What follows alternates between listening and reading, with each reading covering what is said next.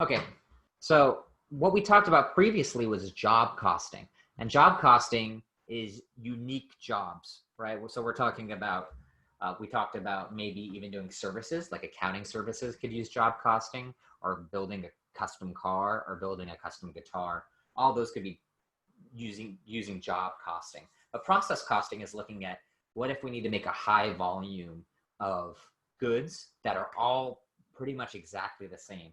Good example, one of my favorites is LaCroix, I'm not sure how you pronounce this, but these soda waters, right? If we need to make 1 million of them, they're all the same, but how do we allocate how much one of these cans actually costs? How do we determine the cost of one can when we're making 1 million? When we have a factory, we have manufacturing equipment, we have labor, we have, we talked about direct labor, direct materials, the plastic or the aluminum that goes into this, and then the overhead, right? Direct materials, direct labor, and overhead. We talked about the direct labor and direct materials is part of the initial costs, and we have the conversion costs of direct labor and the overhead.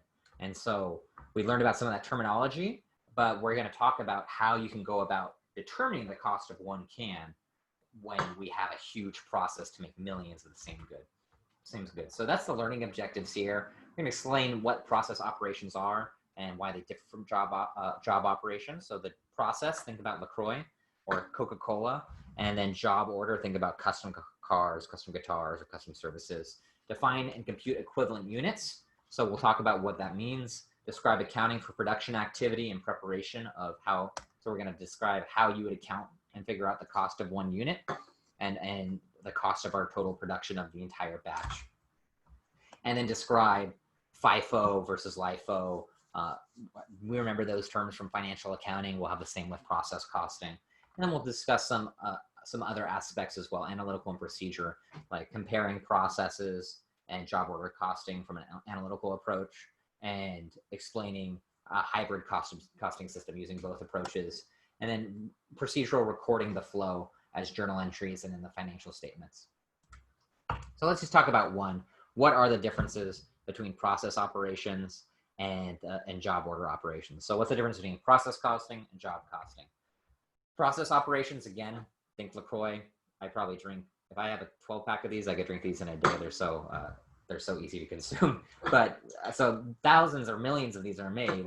And what are these? These are identical low-cost items. There's some aluminum, there's some soda water inside, maybe cost a few cents to make one can, and they're going to be mass produced, right? It's an automatic factory that's just mass producing these items, and costs cannot be directly traced to each unit of product. What does that mean? Costs cannot be directly traced.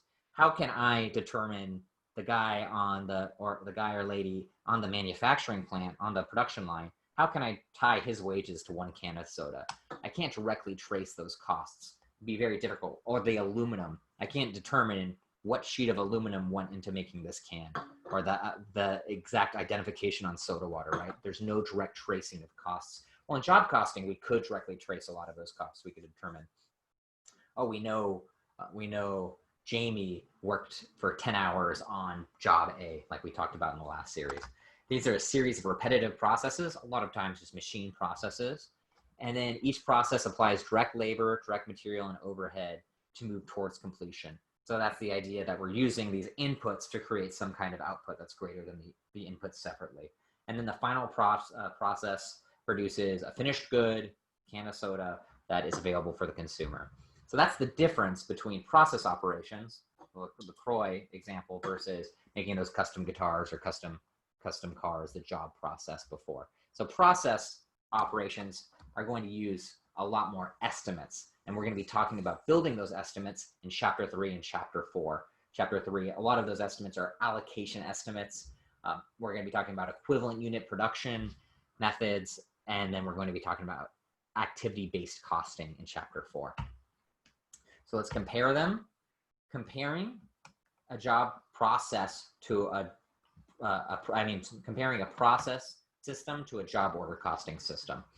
And so job order costing system, we see this. This is just an illustrative example of what I talked about in that last slide, that we have direct materials, direct labor, and overhead, and we can really determine how to apply these to our work in process inventory, right? We have three types of inventory. We have our raw materials, we have our work in process, and we have our finished goods.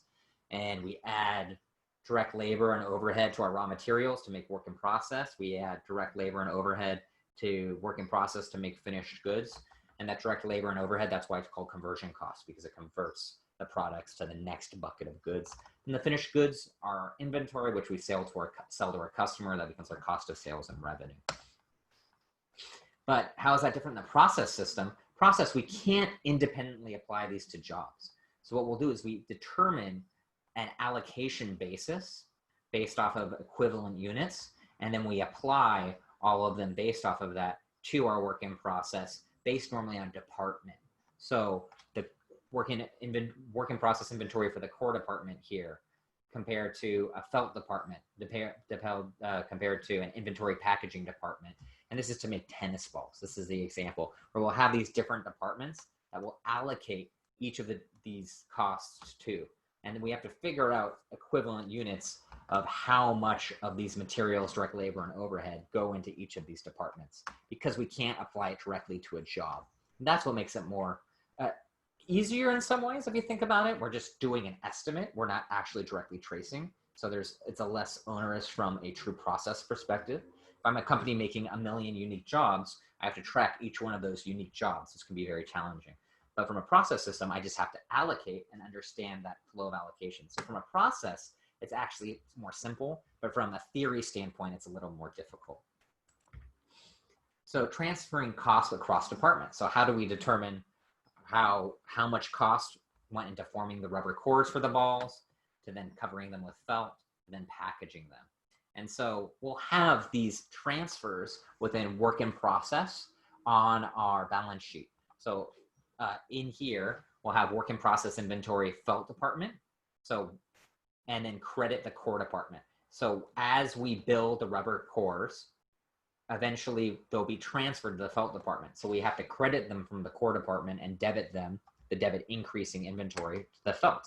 And then when they move to the packaging, we credit it from the felt department and we debit it to the packaging. So we track this internally for management purposes on where is the inventory, just in case we have to do a count to see who's doing everything correctly.